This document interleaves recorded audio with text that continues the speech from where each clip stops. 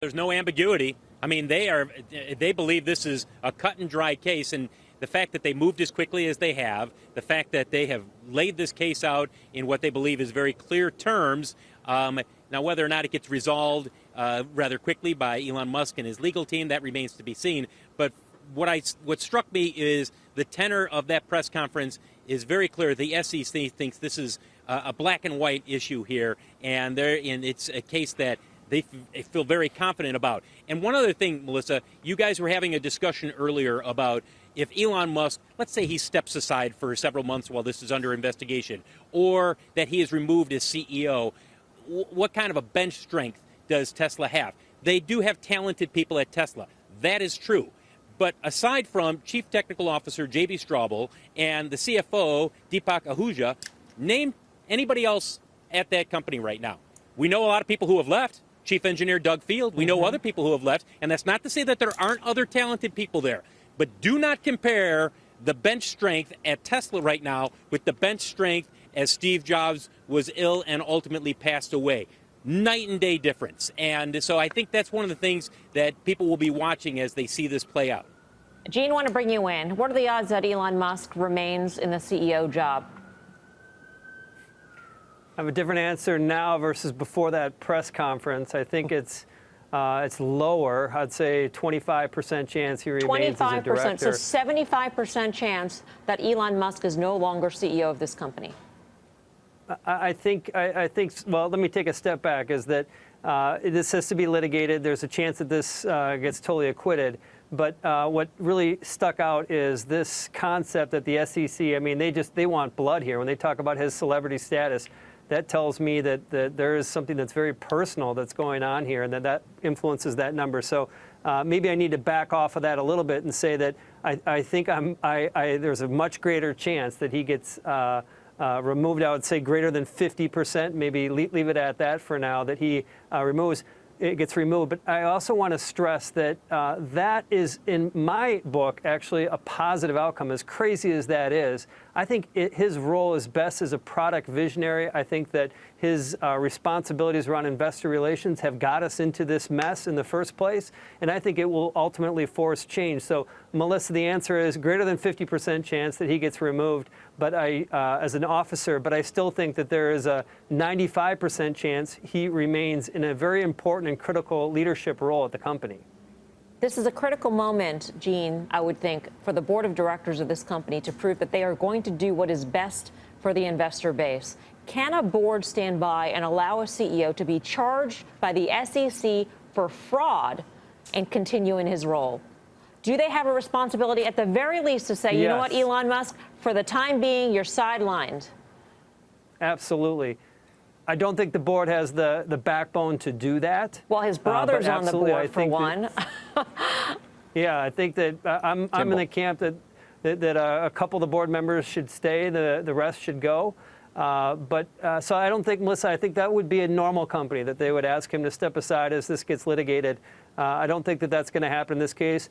If we come in tomorrow and, in fact, that has happened, actually, as crazy as it sounds, I think it's a positive, because I think that I'm in a different camp with Tim, who was earlier on the show talking about the longer-term believers. I'm just a firm believer in electric autonomy and Tesla and their technology.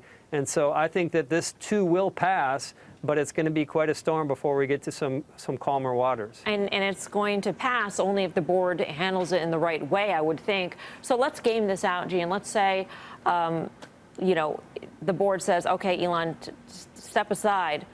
Phil is making the point that Tesla simply doesn't have the deepest bench, especially after so many executive departures. Who, in your view, could step into those shoes?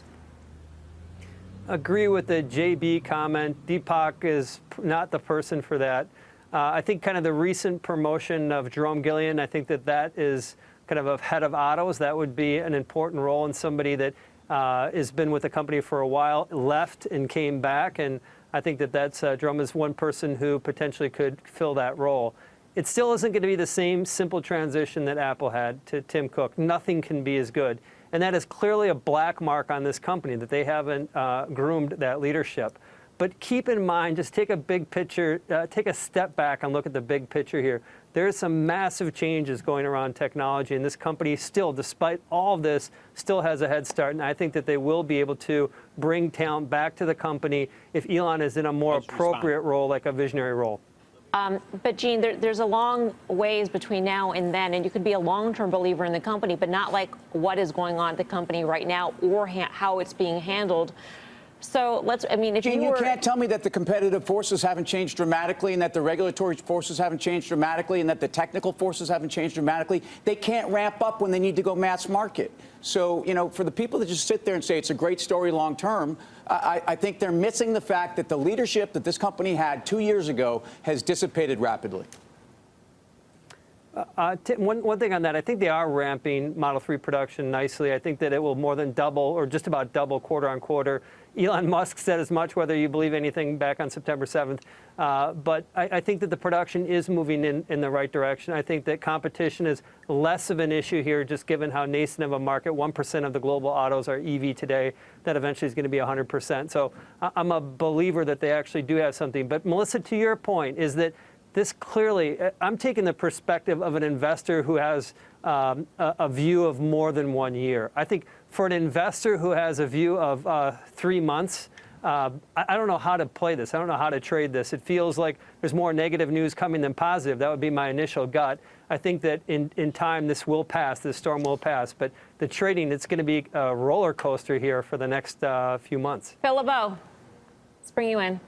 Melissa, I just want to add one thing that Gene was talking about in terms of the management team, and no comparison between Tesla now and Apple towards the end of the Steve Jobs era. Remember, it was maybe 4 months ago that Elon Musk said that he was going to flatten out the management structure. And at the time, that was before any of this tweet secure or funding secured business came up. At the time, people said, are you nuts? You already have enough on your plate that you're going to flatten out the management structure so more people report to you. And this was in the midst of a number of executives leaving. So they're already going through that transition. And now you have this SEC investigation and now charges brought against Elon Musk. Gene, let me ask you this question. It seems like a critical time. You made the point that competition still is very young, but right now it's Tesla's time to sort of prove that they've got the gumption to actually execute on their vision. Is Tesla a weaker company or a stronger company, the same company with Elon Musk underneath this cloud? If Elon's gone altogether, it's a weaker company. Would agree with some of the earlier commentary that the stock has a lot more to go. Will that impact how they execute in this very critical period where they are ramping up ahead of big competition or potentially big competition from the likes of a BMW? Pure play automakers. I'm sure it will have some impact. I think the question that I'm asking, will it have enough of an impact to impact some of the bonds that are due? The critical ones are going to be the ones that are coming kind of in February of next year. Yeah. So to answer your question, Melissa, I don't believe, let me word it slightly different. I believe that they will successfully continue to ramp. I think Model 3 demand continues to be driving higher, and I think that will get them to a point where they can service their debt. I think that they would be doing better, there's no question, if they didn't have this circus to cope with.